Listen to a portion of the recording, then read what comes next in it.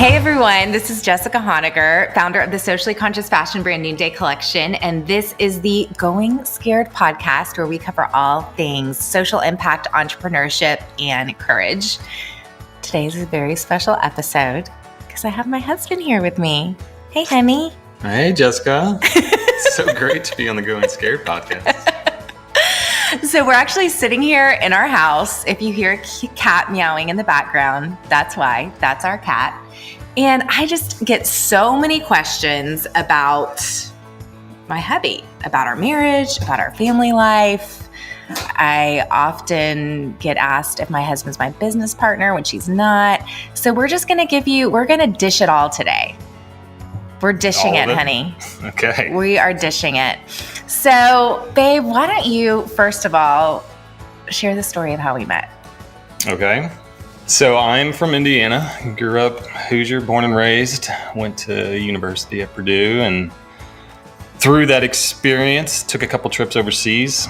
In college on some mission trips, went to Haiti a couple times, got exposed to the third world and poverty for the first time. And so as I was graduating, contemplating what I was going to do next, was researching different service opportunities, kind of done some education in construction management, and felt like I was supposed to use that to serve the poor in some fashion. So through that, I found Food for the Hungry International, and they had a position open, and they went through application process, invited me out to a week-long training to make sure, I wasn't crazy before they sent me overseas. And so I showed up in Phoenix, Arizona in January of 2000. And then there was this beautiful blonde girl from Texas who was also at this training looking into Food for the Hungry, possibly going overseas. So that's when we met for the first time. That is when we met. And I have to say, I was immediately attracted. He had this really curly, dark hair and these beautiful green eyes. And I didn't date a lot in college, and I was always attracted to like the quiet, brooding types, kind of the people in the background types. And so, funny story is, everyone was assigned dishes. Yep. And everyone was just like randomly paired up, and we were paired up one night to do the dishes. And I saw it on the list. Okay, dish duty tonight. But then I started watching some video about community development in Guatemala, and I just kind of got a little distracted. And then I looked up and I'm like, oh my gosh, it was like 9:30. It was way past dinner. So I like immediately got up, ran to the kitchen, and I'm like, Joe, why didn't you tell me? And he just looked at me and he said, I just figured you were doing something more important than dishes. Yeah, there was a lot. Could have foresaw in that evening. It was together. Prophetic. How is that prophetic now? How is that prophetic? Well, I tend to be the one who does the majority of the house chores. Not so much early on in our marriage. I think you felt a certain duty as a wife to do certain things, and over the years that's kind of reshaped itself in our phases. Our roles have changed throughout our marriage. And so, but currently I'm the one who does the majority of the housework. So let's go there a little bit, because I think that's what people can be fascinated by, is kind of our role dynamic. Also, we're opposites. It's true. You're an Enneagram 1. I'm a 7. Mm-hmm. You're an introvert. I'm an extrovert. Yes. Joe always said that he could grow up or live like out in a tent. Live by myself out in the woods. Yeah. He actually did do that for a stint. He lived in a tent in his backyard for a little while before he met me. So that paints some sort of picture. We should pick up where we left off. So that's how we met. Yep. Okay. And then my job offer was in Bolivia. Yours was in Guatemala. And so funny story is, I had chosen to go away just for like 3 months, because I'm kind of thinking this is prime marriage age, at this point. And I'm like, I don't know if there's going to be a lot of dudes out in the middle of nowhere in Bolivia. I was literally living in the middle of nowhere. So I thought, I'm gonna go scared, but I'm just gonna commit to 3 months. Well, I meet Joe at this training, and there's a second one. Correct. That's like a month long, like intensive. And you only get invited to go to that one if you have a longer term commitment. Correct. And I was planning on going for 3 years to the middle of nowhere, Guatemala. So yeah. So Joe's like, I was going to that training. Yeah. So I didn't get any Joe was attracted to me vibes at that first training. No, probably held that pretty close to the chest. Okay. So I come home from this training and I'm like, I'm really like, I think that guy, I was into him. I just saw something in him. You know, he was, I always noticed that he was the one serving people in the background. Like, he was the one that the kids were hanging on. He was the one that was cleaning up after people. He was also the one staying up late, like playing cards. He was get up early in the mornings to play the guitar. And there was something like strong and gentle about him, and also extremely attractive. So I come back from this and I'm like, I'm going to change my commitment so I can go to this training and hang out with this guy a little bit more. So all I'm saying, ladies, is, you got to go for it. Okay. You got none of this like, beating around the bush. You got to go for it. So I come home and I change my commitment so that I can go back to this other training. That's really intense. It's like Myers-Briggs tests. It's, here's how to survive living cross-culturally. Mm-hmm. And on that training, and it was out at this camp. What was it called? I don't remember the name of the camp. We were in Prescott, Arizona, Arizona. There were about 20, 25 of us together for a month, and basically like we couldn't leave. We were like stuck together the whole time. And that is when we hung out a lot. So yeah, I would equate that to about a year's worth of dating condensed into from our late night hangouts that kind of ended up happening most of the time.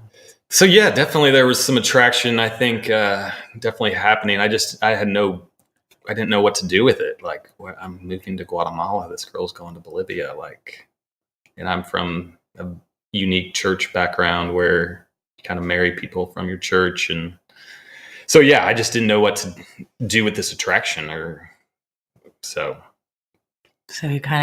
that's normally when I'm quiet. I don't express myself because I don't know what to do with it.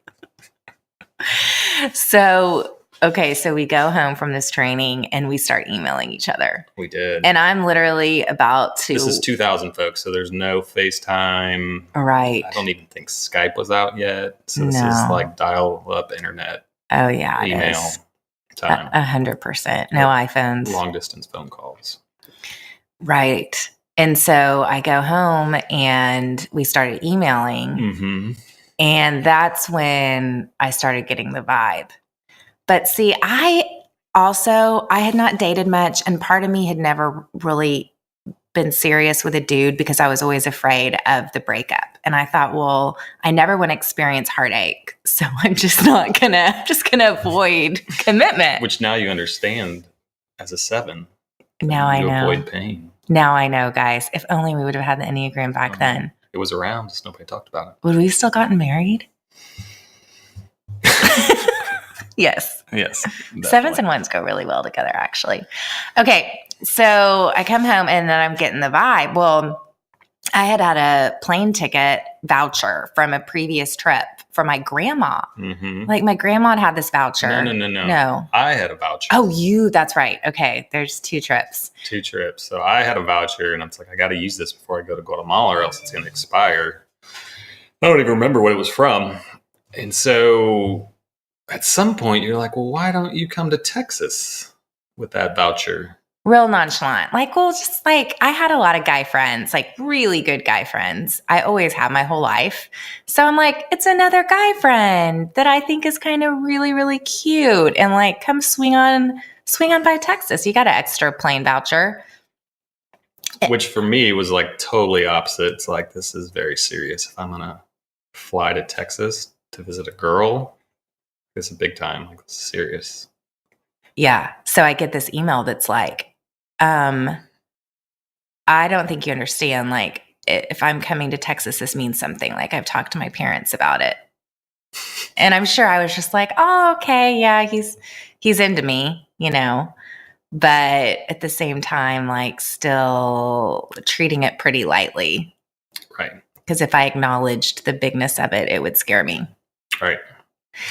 And what's funny is my mom's biggest fear about me going overseas for 3 years was that I would be old and not find a wife and come home, or maybe I'd just stay in Guatemala and never get married. And well, little did she know that I'd meet you through the whole process. Yeah, my mom, when I told her I was upping my commitment, she said, I wished I'd had another daughter.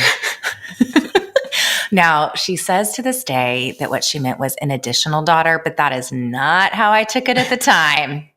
Okay, so Joe flies down, and I'm in the middle of all my goodbyes because I'm about to leave. I'm headed off to Bolivia. I'm going to go live among the Quechua out in the middle of nowhere.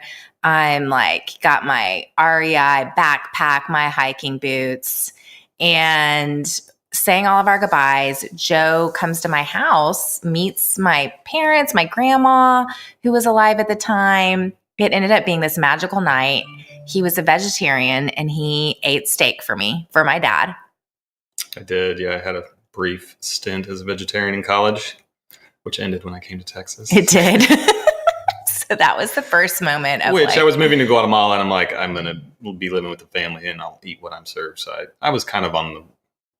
You were ready for the change, to adapt. You were ready to adapt to another culture. That's what prepared you to marry a Texan. Exactly. It's a whole other culture down here. It's a little crazy. It is. It's quite different. So we had this magical evening, and then we ended up holding hands that night. And then he was flying out of Houston. So we drove to Houston, stayed with my cousin. We ended up making out. Mm-hmm. All night on the couch.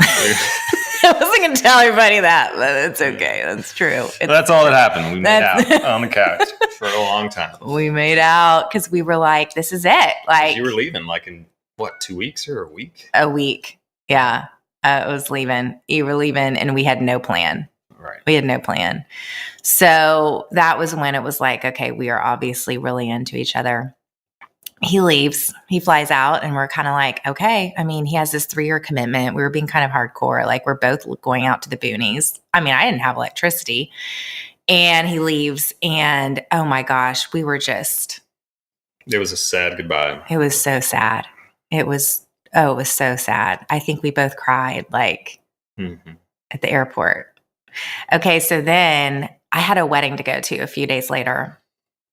And I'm like, oh my gosh, I finally have a guy that I want to take to a wedding with me. Like, I finally have a date.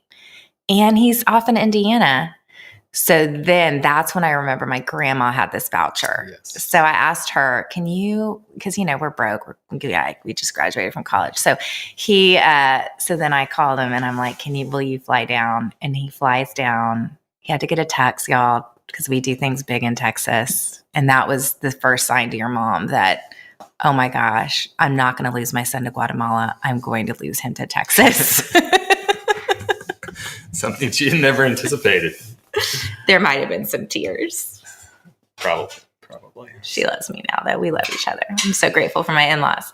Okay, so then we have this other romantic weekend, a little bit happy ever goodbye. And then... Well, I think when I got home from the first trip, I called up Food for the Hunger and said, hey, can I shorten my commitment?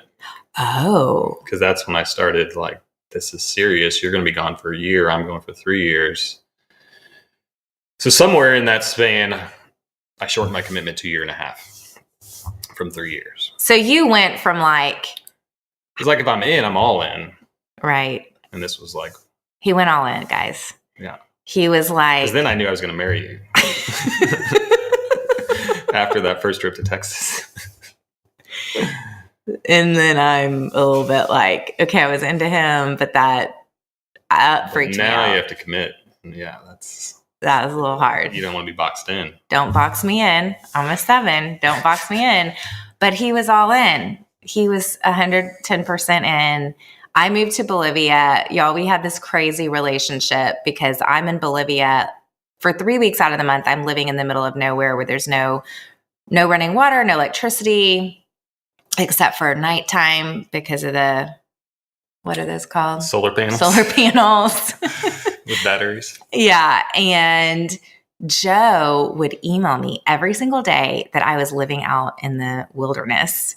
And so my first 3 months in Guatemala were in language school. Right. I didn't know lick of Spanish when I moved to Guatemala. So I spent all day, every day, one-on-one Spanish instruction. But then in the evenings, I didn't have anything to do. So I would just go to the internet cafe and write you emails. So we should get back into the habit of doing this every now and then, honey.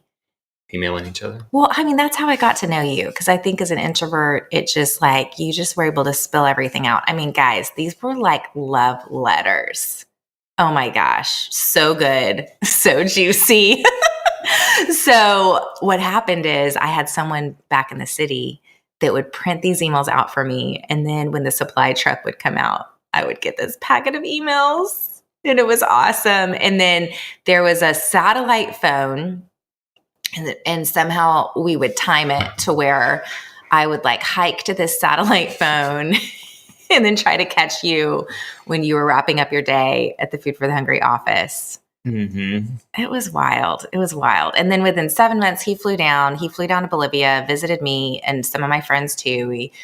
They all came to visit. We hiked Machu Picchu. And at that point, it was like, okay, we're totally getting engaged. And then in the middle of that, the guy, Steve Corbett, who was running the director of Latin America, he knew that we were serious. And he said, Jessica, I really just don't advise you to marry a guy that you've never lived in the same city or country really with. So I think you should consider a transfer to Guatemala and let's look for jobs for you there. Which was really hard for me because I never wanted to be the girl that followed the boy. And here I was, the girl that was following the boy to another country. So I really wrestled with that, but at the end of the day, decided to go for it. And they had a teaching job for me, which was a much better fit than me like walking teaching around. Midwifery and nursing. That's not me at all. So I was going to be put to better use. So then I moved to Guatemala. You did. I moved to Guatemala. I it. still had not, at first I hated it because it was different than Bolivia, and then I fell in love. But then I still hadn't met your parents. Nope. And so then Joe's family flew down. I met them in Guatemala. We had a blast. All of your brothers. He has 3 brothers. Mm-hmm. Which also explains a lot, guys. Like, yeah, I didn't know anything about girls. He really didn't. He did not. He did not. You know, looking back, I give you a lot of credit, you know, but you know, it was really good for me because I had put so much emphasis on physical, you know, I write about this in my book, body image stuff. And I mean, this is really vulnerable, but I had always wondered like about guys being attracted to me because that is how bad I felt about my own body image. I felt like I had the body of a football player and he would like really be drawn to that. I didn't know I was going to say that out loud. And Joe was super attracted to me, but also you also were kind of like, you know, that wasn't a thing for you. Like it wasn't about that. It was really this spiritual attraction, this vision that we had, this shared vision of really using our lives to impact those living in poverty. Because we met at such a unique time in our lives where we're both pursuing this purpose that we feel called to. And it was very much like Food for the Hungry's vision of community. And just like, it was just a unique. It's a crazy unique way to get to know each other and then live our first, you know, we got engaged about a month after my parents were in Guatemala. And so right. We had 9 months of engagement in Guatemala, and it was just such a unique experience. Was like we were living in a village, no restaurants. We didn't have TVs. It was very unique, which brings me to why it was so hard our first couple years of marriage. So we're like living in this magical phase of being in love, of living a very simple life. And then we decided to move back to Austin, where I was from, because I still have college friends here. We considered maybe doing like church planting or something. And I had some friends from church in Austin. But we really didn't have a plan. And we got married, huge wedding. We come back, we're living in Austin, no jobs. And that is when it hit us. Like, Joe likes to watch football. I do. And now he has a TV to watch football. I like to shop. You guys, when Joe met me, I was like in my camping gear phase. I was like boot-clad backpacking girl. Yeah, I thought I was marrying this REI girl. Oh no. Turns out she's a Saks girl. Oh yeah, he remembers he remembers the first credit card bill from Saks Fifth Avenue. He's like, uh-oh. So now we're getting to know each other in this whole new context, the context that we're actually going to have to live our lives in. Well, we thought we'd be back overseas. We did. A year or two. We're like, we'll go home, we'll get married. We'll eventually go overseas. Settled, we'll be back overseas doing something. Like 3 years tops, we'll be back overseas. But then we didn't. Like, no. And then you have to earn money. Like, you have to actually work to live. No longer on support. Yeah. So we had to raise our own. We had to go out there, work.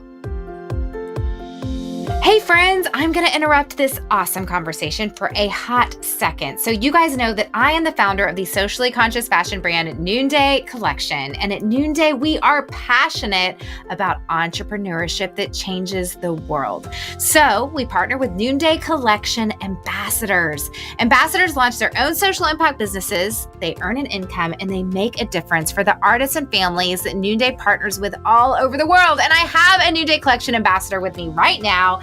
Katie, welcome to the show. Thank you so much. So Katie is a full-time child life specialist during the day.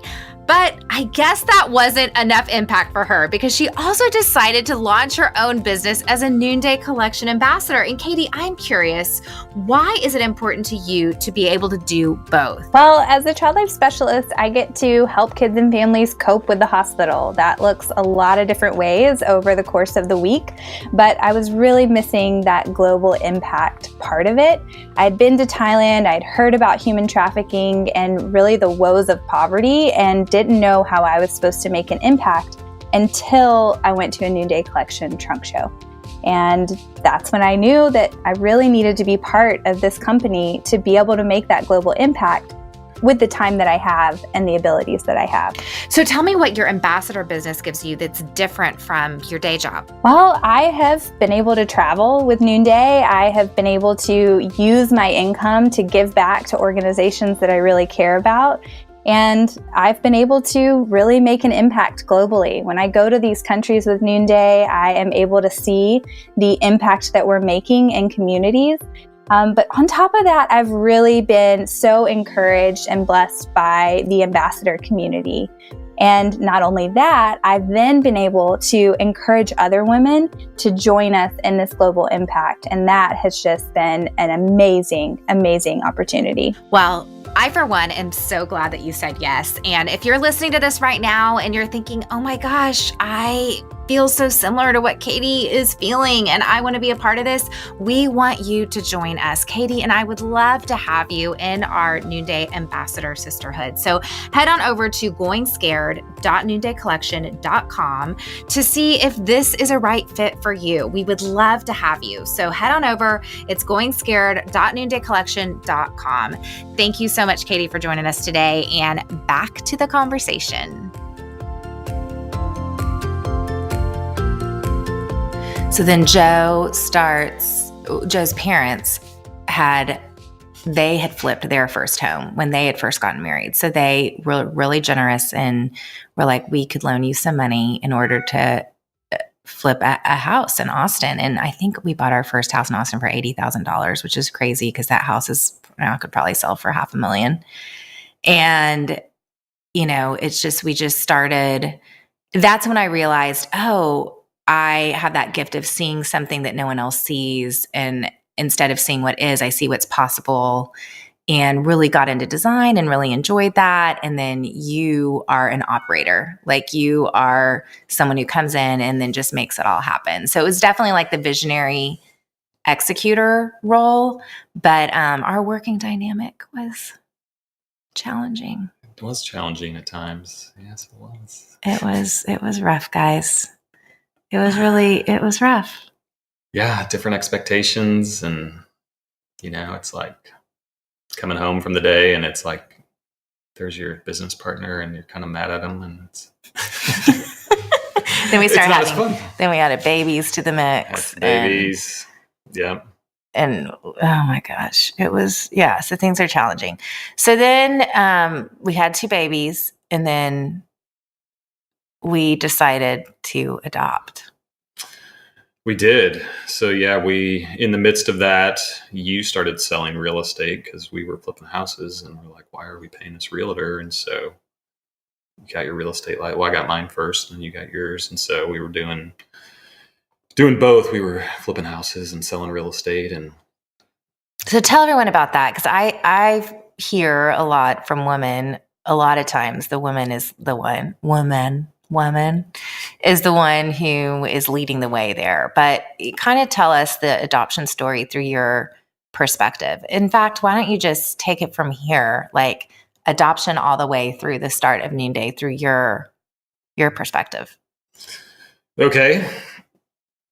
Well, for adoption, I think we'd always talked about having 4 kids, roughly 3 or 4 kids, and so we had 2 biologically, and you don't like hospitals. So we had our children with midwives at home. And so Holden, he was a big baby, almost 11 pounds. And so after that experience, you're like, I'm good with that. Were you good with it? You were there for the whole thing.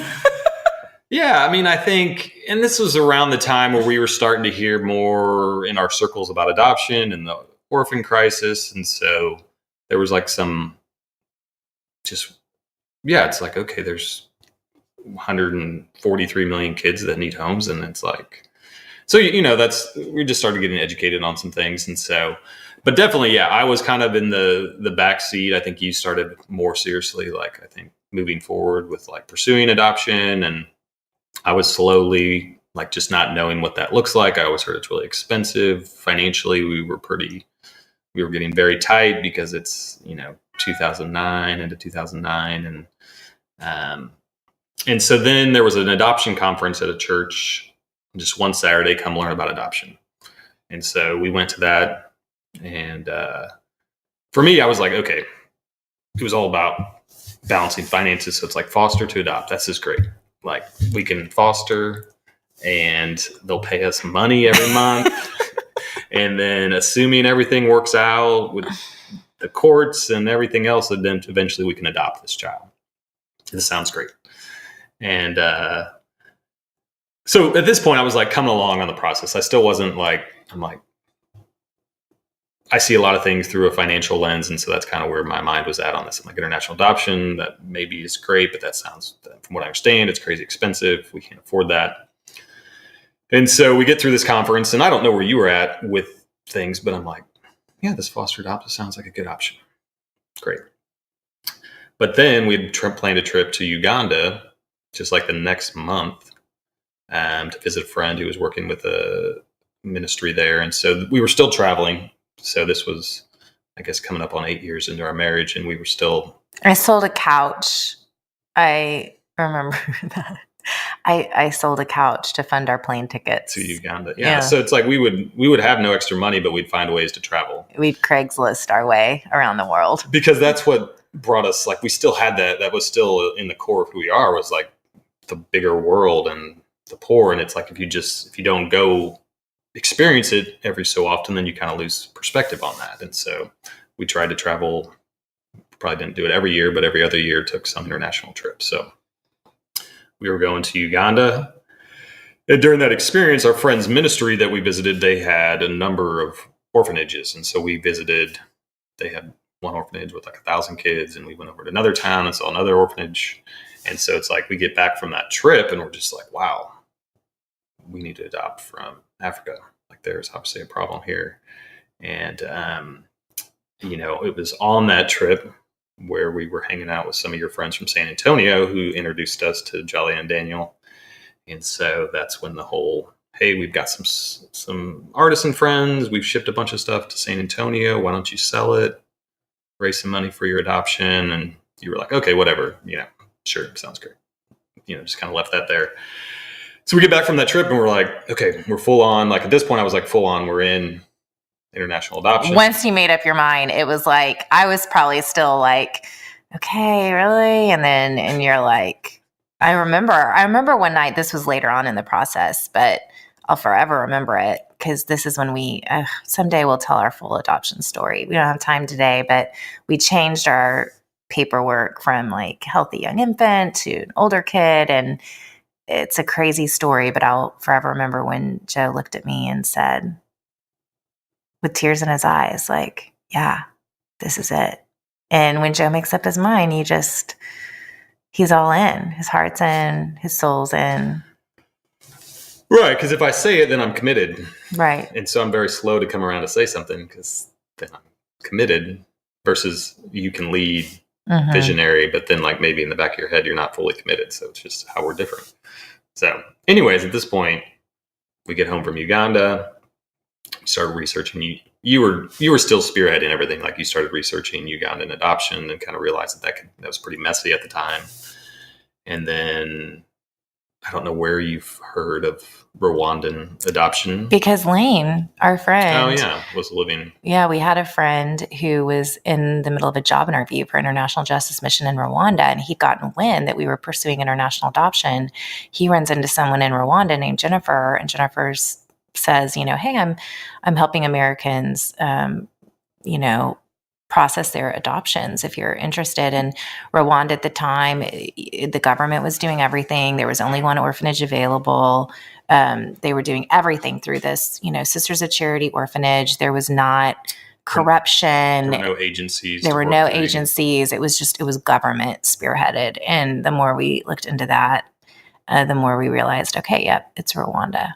Yeah. So we went full bore ahead with Rwanda and,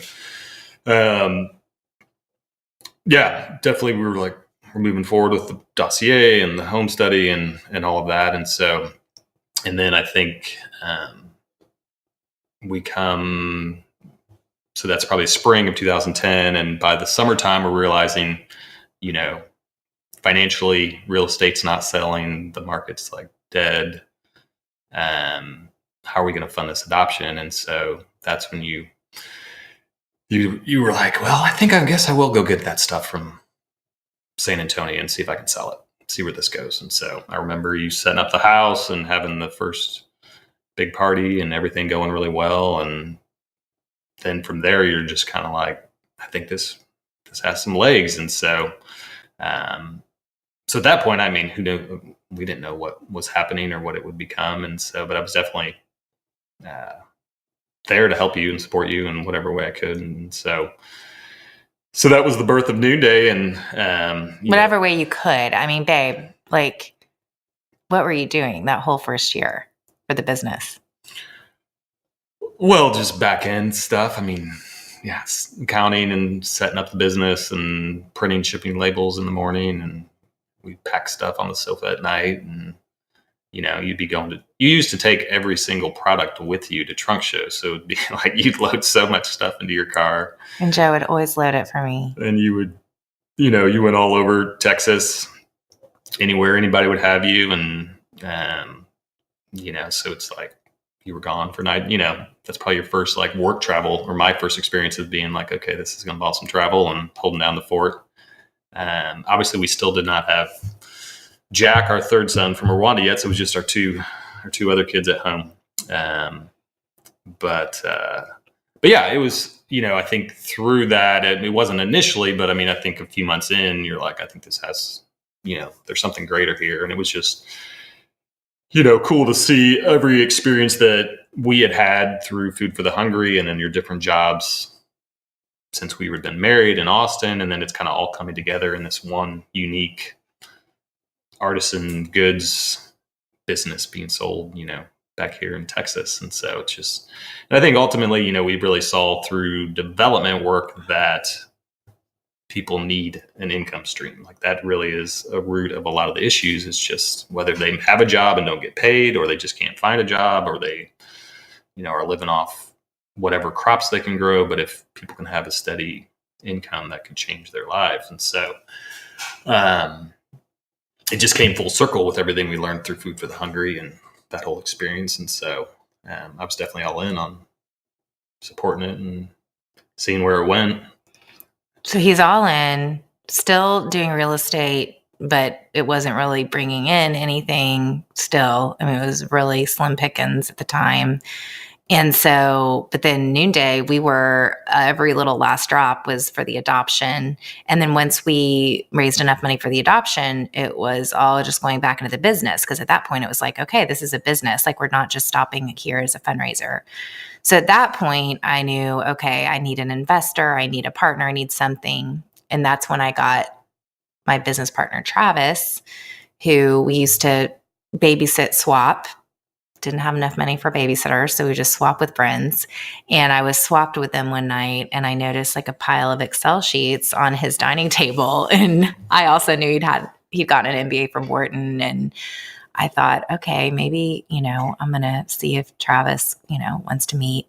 So we started meeting, and then unbeknownst to me, he'd been really talking with his wife and had always wanted to run a social business. And so at that point, he's like, can we become full partners? So we did. We became full 50-50 partners, signed on the dotted line a few days before I go off to Africa. And you and I go get Jack. Yeah. And then we came back, and Travis has converted our guest bedroom into a full-fledged warehouse. Mm-hmm. And we've got people running in and out of our house, college kids that are shipping for us. And now we have 3 kids, one who is just fresh from Rwanda. And that was crazy. It was a little crazy. And Joe is still full on needing to work. Travis is living off of his savings. Joe's still full on trying to just bring in whatever he can through real estate because, we didn't pay ourselves a salary at Noonday for years. Mm-hmm. So let's talk a little bit now about role stuff. Okay. Because that is, I don't know, people are really curious about that. First of all, just, Joe did allude. It's funny because I told the kids the other day, guys, like I used to mainly be the one that cooked for y'all. And Jack said, oh, mommy, that must have been way before you got me. I was like, no, this is not right. Like I was. And I grew up in a very traditional family with a stay-at-home mom. And so the expectation was like you get married and like you start packing lunch for your husband and you're the grocery shopper and you're doing all the stuff, even though I didn't like doing all that. And you didn't put that on me at all because your mom raised 4 boys to be so incredibly independent. And you guys had a major chore list. I mean, oh my gosh, y'all, our kids go and spend time with Oma and Opa every summer and they come back and they are trained. They like wash their hands before they eat. They pray before dinner. They brush their teeth without us asking them to. It's amazing. We love Oma and Opa camp. So Joe's mom ran a tight ship. And so then I have this husband who's kind of like, sure, you can make me lunch, but there's not this strict role. No, I think when we first got married and you wanted to make me lunch, it was weird to me. Like, what are you like? Okay, yeah. But you were like, what are you doing? And then you're like, please don't fold my clothes. You don't know how to do it correctly. That is true. I'm kind of anal about that. Socks. I had a certain way I did socks and you're like, don't mess with my socks. Mm-hmm. I know how to do my socks. I mean, y'all, my mom would pack for my dad. Like when we would go on trips growing up, it was like, that was my mom. She packed my dad. Dad, honey, is my suitcase ready? I mean, it was just the way things were. And so then here I am. That's all I had known and seen. And then I'm with this super independent guy who basically, I mean, it's the family joke that if anything happens, hopefully it happens to me because I could not live without Joe, but Joe could get along just fine without me. No, not at all. Well, you are very self-proficient or what's that? Yeah, you got it together. Okay.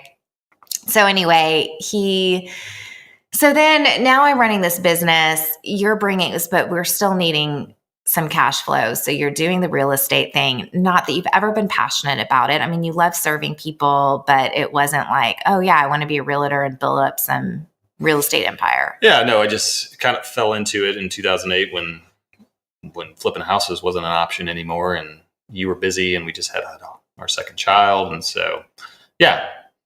So then Noonday finally gets to this point where we're profitable. We can pay ourselves a salary, and we can hire people to support the operational side of the business, and we have a couple of years of that under us after a very, very scary financial time for us. And we're finally like, the business is stable. Like, this is, going to be a long-term business for us. This is what we're doing. Right. You were still doing real estate. So let's fast forward to that.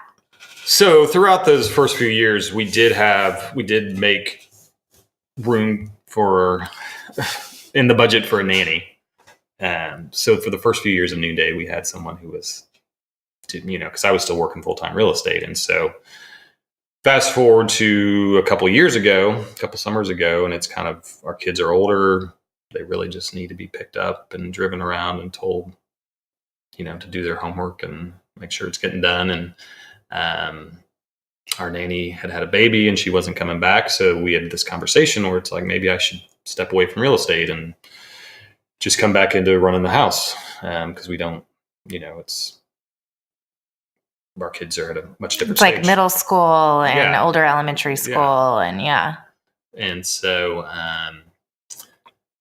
so we decided to do that a couple of years ago. And so I stepped out of real estate and started buying groceries and cooking dinner. And so tell us about that journey, because I had a friend the other day and she is the primary breadwinner.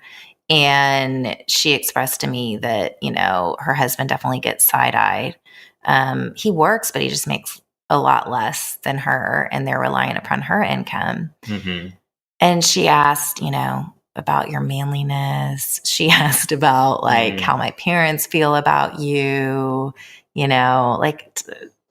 what is that like for you? Because you just you're very secure. You're very secure in who you are. And I don't really know if you've struggled. Yeah, no, I think at one point, not through this process, but over the years with the Noonday being successful and growing fast, and it's some point over the past few years. At one point, I was a co-owner in my real estate company, so I was like, well, Jessica's growing this company, so I need to. I think I felt some competitive, I want to grow my company, that I was helping to run, and so, which real estate brokerage is not the best income stream. Anyways. Long story short, that didn't really go anywhere.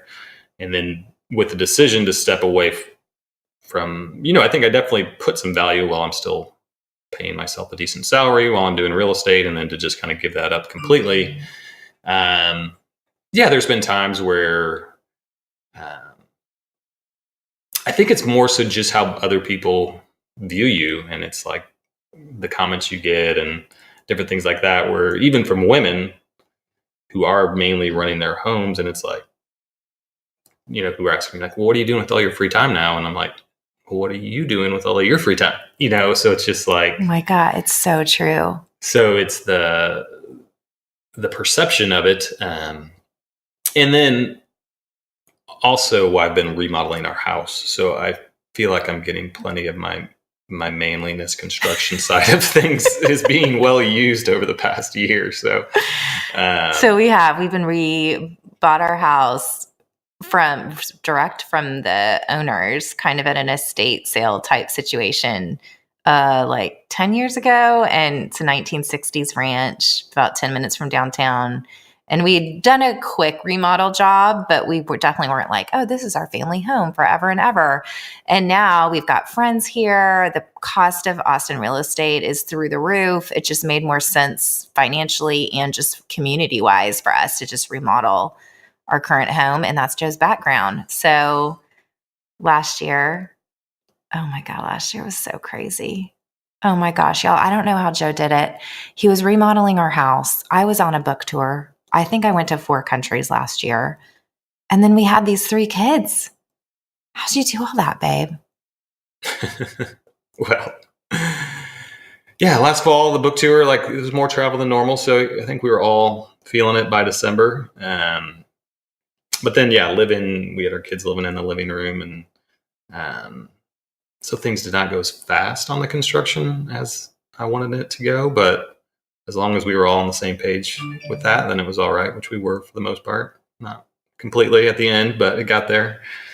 And so yeah, for me, I mean, I was having having stepped away from doing just many sort of manual work consistently, for almost, I don't know how many years it was, almost a decade.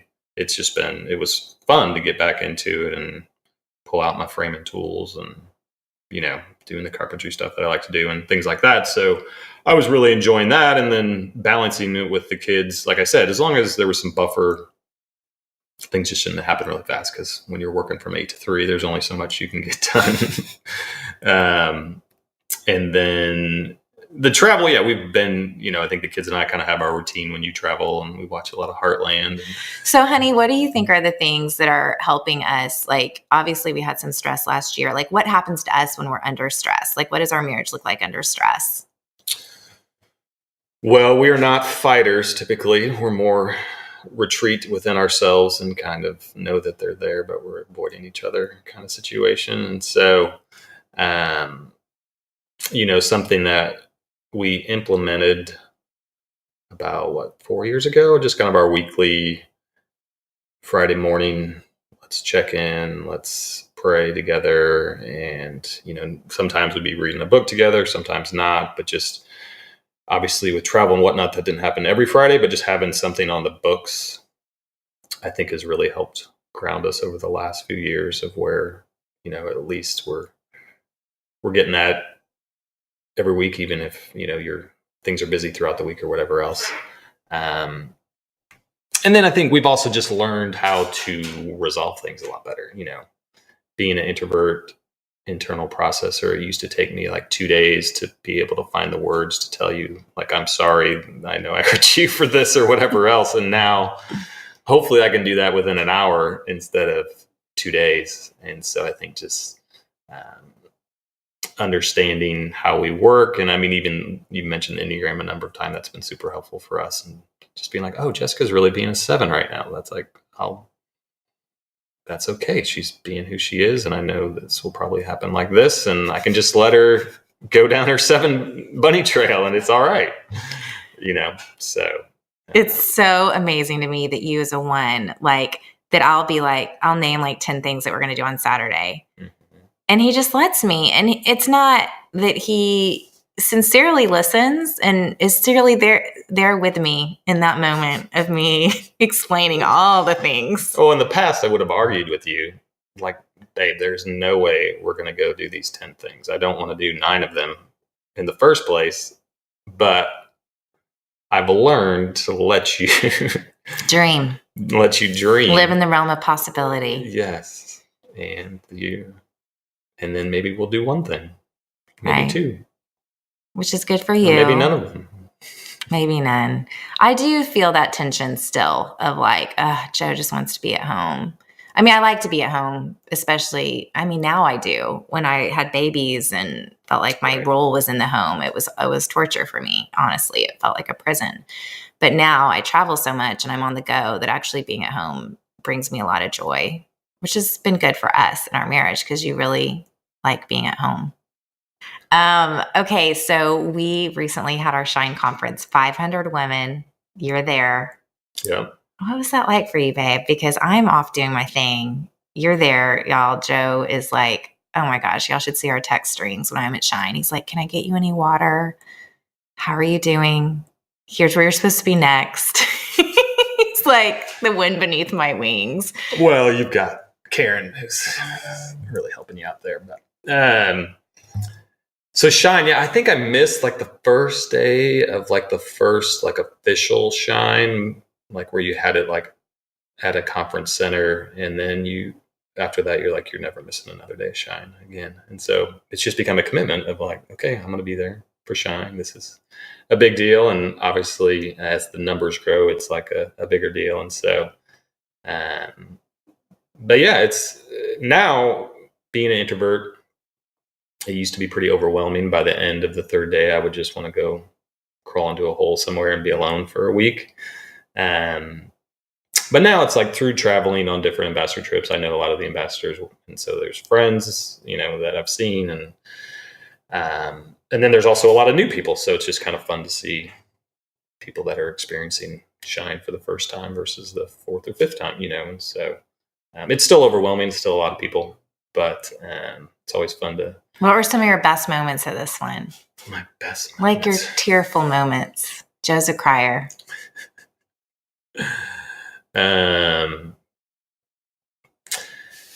Well, I mean, it's fun having Jolly and Daniel both here, seeing them up on stage when you were talking to them, and just kind of seeing where, we're in a lot of ways, we're fairly similar couples in terms of our dynamics and just kind of their story and our story. And so it was really cool that they were both here. They just left yesterday, actually. But so just seeing them on stage, and they were in their element, they were having fun. And then obviously hearing the other artists and stories, and even Ana from Guatemala, met her in 2013 for the first time, and she's just like this firecracker of a lady.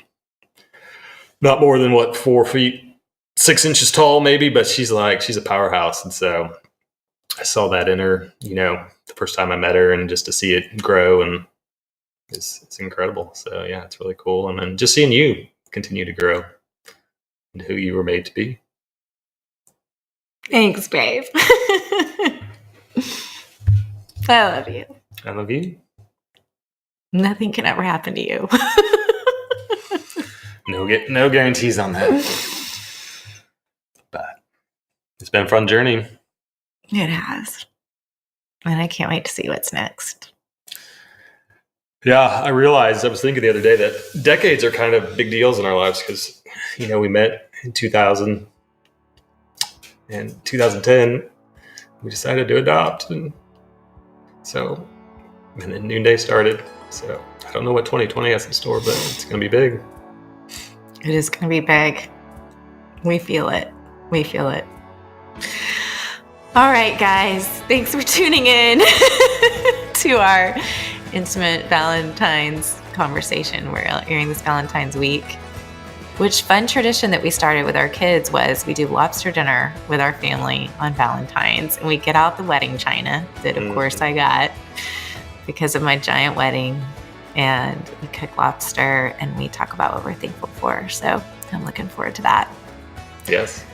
Well, thanks for tuning in, guys, to this very special episode of the Going Scared podcast. And I'd love to know, do you guys have more questions? Find me on Instagram at Jessica Honegger.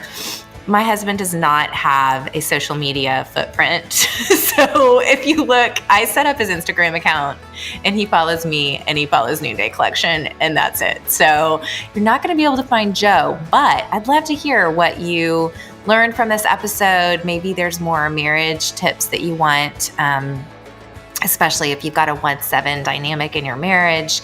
Come and DM me on Instagram, let me know, and make sure to leave a review for the Going Scared podcast. That's how iTunes allows other people to discover us. I just left a review for the first time for a podcast I listened to a lot last night, because I realized I'm asking y'all to leave a review. I need to leave reviews. So honestly, it takes maybe 1 minute. So I would just really deeply appreciate it. Thanks, babe. Thank you. All right. Until next time, this podcast was produced by Eddie Kolpholtz, and our wonderful music for today is by Ellie Holcomb. Until next time, guys, let's take each other by the hand and keep going scared.